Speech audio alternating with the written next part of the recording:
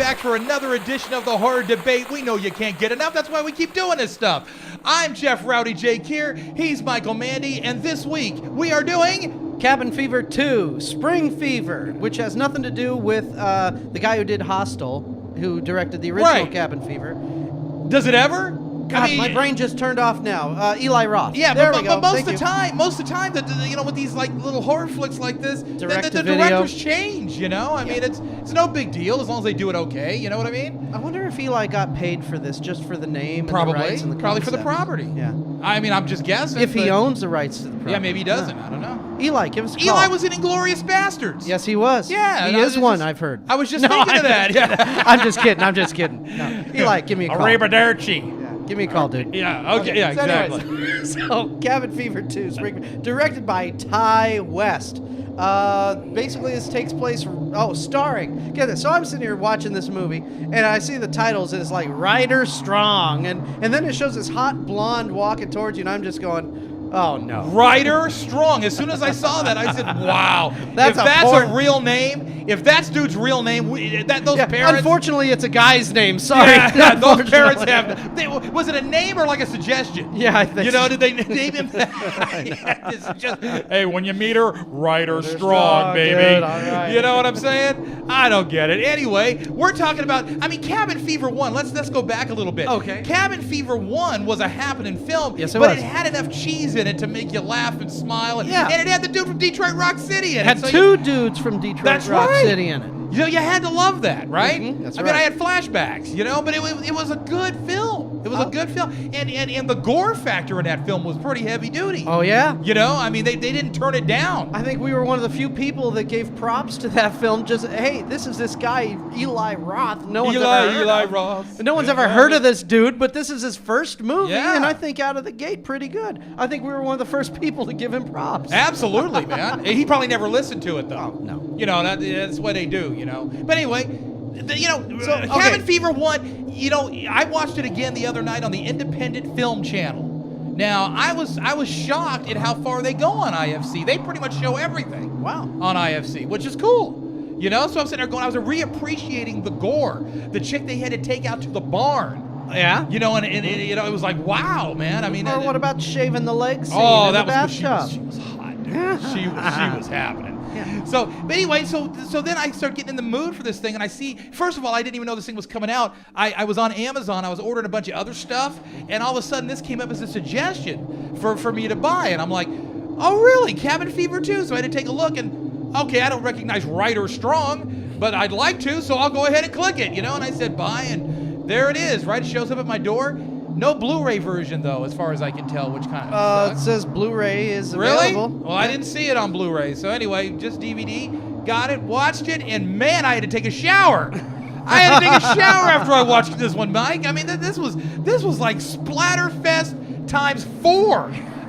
There was more blood per scene in this film than in any other film that I can remember in recent memory. Do you remember in the movie Stand By Me, when the kid is telling the story about the pie eating contest and how he makes everybody puke, and it's obvious that there's a pipe behind the people's heads because it's just gushing out. Right. Yes, that's the real deal in this film. This film, there was gore everywhere in this film, and then once in a while someone will turn and it will shoot out like a fire hose out of these people holding their mouths open. And I kind of liked that tongue-in-cheek humor. I did too. I laughed. Whereas the Hostel movies had a mean spirit to them, and they had a mean streak, Mike. Even Cabin Fever 1 kind of had a cruel streak in it. This movie had gore everywhere, but it was gore with a sense of a lighter sense. I don't want to say a sense of humor. It had a sense of humor. Yeah. It had a sense of humor, no doubt about it. Yeah, it had a sense of humor. When the dude is sitting in the stall and the chick with the sore on her mouth's about to go down. And he just says, oh, what the hell? And he's like, what? Yeah. This film had a sense of humor, Mike. Yes, that's what I'm saying. It was a lighter tone. It wasn't a sense of humor like Evil Dead sense of humor where nothing's that stupid. Where the bad guy walks up and he does a Three Stooges on him. No, not like that sense of humor. This is sense of humor just like it's a lighter tone. It's not cruel sense of it had a sense of fun. Well, let's plot us, Mike. The plot of this film, it takes place right after the first movie, Cabin Fever 1, where the guy dies and he's in the water, and all of a sudden the camera pans and it goes to a pipe, which goes to a water supply company, and then the end credits roll. Well, this movie starts out where it shows someone in the water get up and get splatted by a school bus, and then it shows the water come by. You did not give that enough credence. I'm going to give this part away just because I have to say this. That was freaking awesome when that bus hit that person. That was great. Oh my God, it was everywhere, Mike. I mean, Yes, did you see it was. the front of that bus? Yes, well, the chunks? And the thing is, when the bus, the guy staggers out into the street, and you see this bus coming. You see the bus coming. You see, and then he just stops. Yeah. And then the bus hits him, and then it freeze frames. Yeah. So you can. So you can appreciate. Yeah, exactly. So I appreciated the fact that I couldn't tell where the human being ended and the CGI began. Yeah. To show exactly. the splat. I mean, that edit, that cut, It was whatever. beautiful. Yeah. I mean, obviously they must have done it from the computer, the school bus coming towards you, but just the effect worked. Yeah, absolutely. I mean, I found no fault with that, and you guys know I find fault with almost everything. Let me just say I did the wave when that happened, okay? And I was the only one in the room. I did the wave, okay? I think the dog did it too, but I did the wave. No, actually, my wife was in the room. She watched this with me. That's right. She watched this with me, and she was just as disgusted as I was throughout the film. I mean, I wasn't disgusted. I loved it, but she was sitting there going, oh my God, oh, you know. And I'm like, This yeah. movie definitely goes for the gore factor. If you are squeamish, watch this film. Yeah. You're going to love it, man. You know, once again, this movie, I like seeing what I've never seen before. Yep. This movie showed me things I've never seen before. Yeah, like a thing up in your grill, up on the zoom in.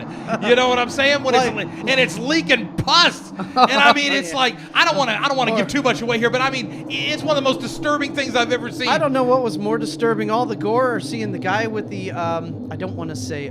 Let's just say the rather large lady in the swimming pool. Oh! I was just going, oh no, he is. Oh, no. He's playing did. a joke on her, isn't it? No, he's not. No, he's not. And the two of them were just hugging and kissing, and I don't know what was more repulsive. Just seeing her take her clothes. That's so horrible. Mike, That's come so horrible. on. That's bad. That's bad. You are terrible. I am terrible. Let me just sorry. say this. It was disturbing in the sense that they hugged and all of a sudden she was bleeding. Yeah. That was a little disturbing. Yeah. But that wasn't because of the cabin fever. But we're gonna go ahead and leave all that alone. Don't even touch it, Mike. This movie will show you things you've never seen before. Yeah, you just said you wanted to see things you never saw before. And then I you like started it. complaining about this chick in the pool. No, I did. Did I complain? No, I was just describing. Wow, this really disturbed me. You said it was repulsive. Yeah, that's a good thing. Oh, okay, that's a good thing. Okay, That's a good just thing. checking, It just showed checking. me something I hadn't seen before. Like you said, after the movie, you had to take a shower. You just had Oh. Yes, you had the ookies all It over, was man. dirty, man. I mean, but I loved it. It was dirty, yet it was dirty all over disco. Yeah. Oh, yeah. Well, see, the Having a prom is disc- happening. The prom is happening, and stuff starts. You know, this infection is spreading. I'm not going to say how it's spreading, but this infection is spreading all throughout the prom. And you have All a these scene. people in really nice suits and tuxedos. You have a scene in this film. And the disco floor had colors You in it. have a scene in this film where there is enough blood to fill 3 horror movies. Yeah, it was I very kid cool. you not. In the prom. Yeah. In the prom. It was unbelievable, dude. I mean, I was like, oh my God, Mike's gonna love this film. I love the prom queen. This girl's puking up in the center of the disco floor. Everyone's going around going, oh, and the prom queen's going, look at me. Yeah. Why is everyone looking at her? Why? Yeah. Why? This is my moment. I mean, Mike, what doesn't this movie have? That was great. Wait a minute, let's count it down. Let's count down the points. What doesn't this movie? It has. You know what this movie has that made it a classic movie? Judah Friedlander. That's right. It Our does have buddy Big J. Judah's in there. Big J. Hey, check this out though. Judah, Listen. why didn't you call us and tell us you were in It's this? got the gore. The gore's down pat. It's got the sex. The sex is down pat by far. It's got the prom. The prom. I mean, how many horror movies have proms? Cool, yeah. You know what I'm saying? They even play the song, Prom Night. Yeah, exactly. You got prom night. You got Carrie. You know, maybe a handful of others. That's it, right? You got decent enough acting to get you through it. Did you go to your prom? I did not. Me neither. You know what? And yet now we're grown-ups watching horror movies. You know what happened? Figure that one You know out. what happened? You want me to bust down on a personal note and tell you what happened? I'll tell you what happened. My Hulk girlfriend Hogan and I, was fighting that night. That's right. That's right. My girlfriend and I broke up, who later became my wife. We had broken up, and I didn't want to go to the prom with anybody else, so I didn't go. It's kind And of I had all these people kind of like asking. Ryder Strong in the movie. He said, "I'm not going. No. You're the only one I can see myself going with." That's what happened, because it was like short notice coming up to this thing. So it's her fault that you didn't go to prom. Well, no, I could have gone, because as soon as we broke up, people were asking me, right? But I said no. Because I didn't feel right about it. you were saving yourself for her. No, I wasn't saving myself, but I didn't feel right about it. You know what I mean? Anyway, back to the story. So what you got here, you got everything that makes a decent horror film here, Mike, and it all came together in this big splattery mess. Yeah. And I enjoyed it. I enjoyed it. I enjoyed it too. It wasn't like a classic, like you mentioned a class. I don't think it's a classic. No, people are But- not going to be talking about this. There's not going to be a 25th anniversary edition. Right, of Cabin Of Fever Cabin 2. Fever 2. But it was an acceptable follow-up to the first film, which took it so far over the top that you just might as well say, you know what, this is just for, giggles. Because that's really what it ended up to be. Giuseppe, remember Giuseppe, the weird, creepy cop from the first? Yeah. Hey, man. Hey, man. How's it going, man? He's back in this one, and he's even creepier. Yeah. The waitress hands him breakfast. Here's your pancakes. I've been dreaming about your pancakes. Yeah. But the thing she is- should run right now. Yeah. Which is what he did. Which is what exactly. That's just it. In the first movie, he shows up. Man, this is all weird stuff going on here. But You guys he's partying. he's the kind of cop that you knew if it came down to it. Yeah. He fight or flight. He would flight. Yeah. And this movie, yeah. Yeah. Absolutely. Absolutely. But it was cool to see him in this movie. So this, in your 90 minutes with this thing, you get a powerful punch of fruit punch. I mean, like all over it. That's basically what it comes down to. You're gonna be repulsed like at least 5, 6, 7 times in this film. There's a great a cut-off scene where somebody has to take off a body part. There's that fingernail where he pushes it oh, back in. I hate fingernail scenes. I know. You know why I have a hard time? You know what? I love Stir of Echoes. You know my love Yes, I do. for Stir of Echoes. But that fingernail scene when she's struggling to get away from that dude, and her fingernail pops off her hand, that's hard for me to watch. Yep. You know what I'm saying? So oh man, you're gonna get your money's worth here. I mean, Yeah. $15, you're gonna have a ball for an hour and a half. Yeah, this movie's definitely worth watching. Yeah. So what are you giving it? I guess we'll give it 4 stars. You're giving this one 4 stars. Yeah, this was a lot of fun. Well, let me think I had here. a good time. You know what? Me too. All right. I dug it.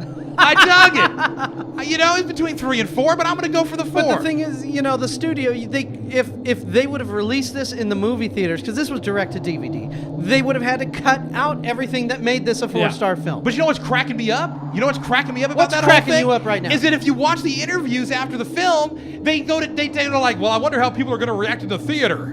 And it's like, you didn't make it to the theater, buddy. You went straight to DVD. I just watched the movie. I didn't see the special. Okay, well, yeah, I watched a lot of. I watched like how much buckets of freaking blood they had to make, dude. It was ridiculous. Even they were saying, we've never had to make this much for a single film ever. It was stupid, but it was great. Yep. So 4 stars. See this flick. All right, see this And flick. then call Eli and tell him he should have directed it. All right. Maybe he should have. All right, I'm Michael Mandy. He's Rowdy Jeff, and we'll talk to you next week when we review another movie at the Horror Debate. Yahoo!